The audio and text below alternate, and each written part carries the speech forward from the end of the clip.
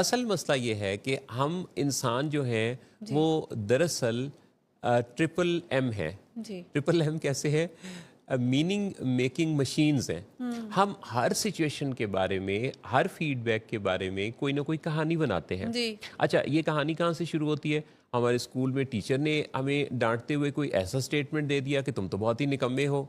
اچھا، فوراً ہم اس میں سیریس ہو گئے. کسی اور انسٹیٹیوٹ سے، کسی آفس سے، کسی محلے سے، کسی اور فورم پر ہمیں کوئی فیڈ بیک ملا، ہم اس بارے میں فوراً ایک ڈیفیٹ کا اور اپنے بارے میں ایک میسج لیتے ہیں کہ ہم تو ناکام ہیں اور ہم یہ کام کر ہی نہیں سکتے. ہمیں کوئی واٹس ایپ کے گروپ سے ایون ریموو کر دے، ہمیں کوئی فیس بک پر انفالو کر لے، ہم اس بات کو بڑا سیریس لیتے ہیں. ہم کسی کے بارے میں یہ بھی بہت سیریس لیتے ہیں کہ ہمارا واٹس ایپ سٹیٹس اگر کسی نے دیکھا اور اس پر کوئی لائک نہیں کیا یا ہمیں کوئی میسج کر کے اس پر تبصرہ نہیں کیا تو ہمیں یہ بھی اس کا نظر انداز کرنا لگتا ہے. اچھا، ہم لوگ یہ جو سٹوریز بناتے ہیں یہ ہماری زندگی میں ہمارے لیے سب سے زیادہ جو آگے بڑھنے میں رکاوٹ ہے وہ یہ سٹوریز ہیں. انسان اور جانور میں ویسے تو بڑا فرق ہے اور ہمیشہ انسان کو اشرف المخلوقات اور بہت زیادہ اس دنیا میں ایک زبردست تبدیلیاں پیدا کرنے والی مخلوق مانا گیا ہے. لیکن کچھ چیزیں ایسی بھی ہیں جو ہم جانوروں سے سیکھ سکتے ہیں. مثلاً اگر ایک شیر اور ہرن ایک جنگل میں ہوں اور شیر اس ہرن کو اپنی خوراک بنانے کے لیے اس کے پیچھے بھاگے اور ہرن چالاکی سے نکل جائے اور ہاتھ نہ آئے، تو شیر یہ نہیں سوچتا کہ میرے ماں باپ نے مجھے یہ سکھایا نہیں تھا. شیر نہیں سوچتا کہ میری سکولنگ ٹھیک نہیں تھی، میری ٹریننگ ٹھیک نہیں تھی. شیر یہ بھی نہیں سوچتا کہ میں دوبارہ کبھی زندگی میں ہرن کو پکڑ نہیں سکوں گا. بلکہ شیر ان سارے ایموشنل بیگیجز سے آزاد ہے. وہ اگلے ہرن کو نظر آنے پر اگلا موقع سمجھتا ہے اور اگلی کوشش کرتا ہے. تو انسانوں کے ساتھ یہ ایک بہت بڑا ڈرا بیک ہے کہ وہ ایک دفعہ کسی کوشش میں ناکامی پر اپنے آپ کو، اپنی کوششوں کو لیبل کر دیتے ہیں اور یہ کہتے ہیں کہ میں ایسا نہیں کر سکتا. یہ کیا ہے؟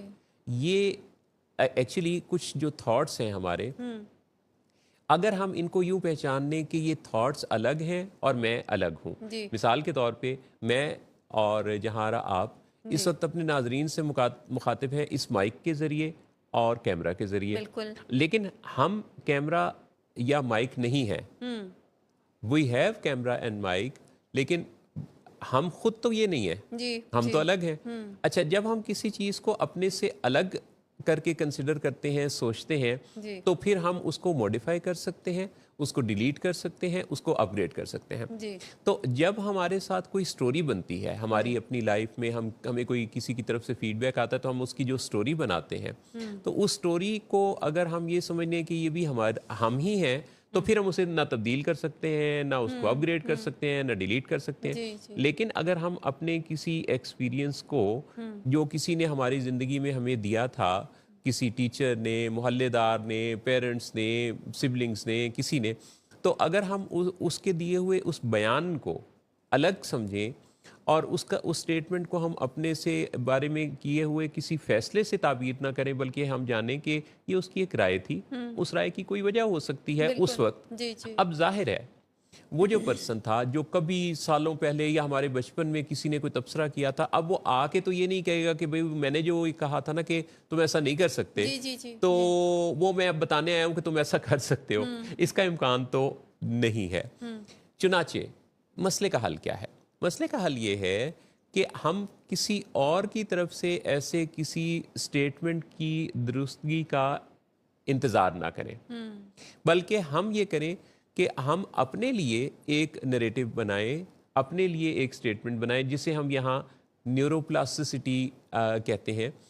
وہ کیا ہے کہ آپ کو پریزنٹ انڈیفینٹ ٹینس میں اپنے لیے ایسے جملے، سادہ آسان سے جملے لکھنے ہیں جو آپ کی سوچیں ہیں، جو آپ کرنا چاہتے ہیں، جو حاصل کرنا چاہتے ہیں، اس بارے میں ایک بیانیہ اپنا تشکیل دیں.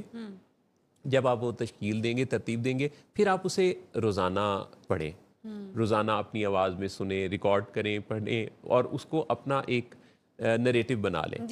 جب اچھا آپ کو شروع میں لگے گا کہ یہ جھوٹ ہے، لیکن زندگی میں ہمارے آس پاس کتنی ایسی چیزیں ہیں جو سچ نہیں ہوتی اور پھر ہم دیکھتے ہیں کہ وہ سچ ہو جاتی ہیں. اچھا نظریات جو ہوتے ہیں نا، یعنی میرا اور آپ کا نظریہ اپنی اپنی جگہ پہ سچ ہو سکتا ہے. چنانچہ اس بات چکر میں پڑنے کی بجائے کہ یہ سچ ہے یا جھوٹ، جو ہم زندگی میں بننا چاہتے ہیں، جو ہم کرنا چاہتے ہیں، اس کا سٹیٹمنٹ جب ہم تیار کرتے ہیں اور پھر اسے بار بار دہراتے ہیں اور پھر اسے آہستہ آہستہ پریکٹس میں شامل کرتے رہتے ہیں، تو آپ کے خواب تعبیر پانے لگتے ہیں. وہ جو آج آپ نے سوچا تھا وہ کل کی تعبیر ہے.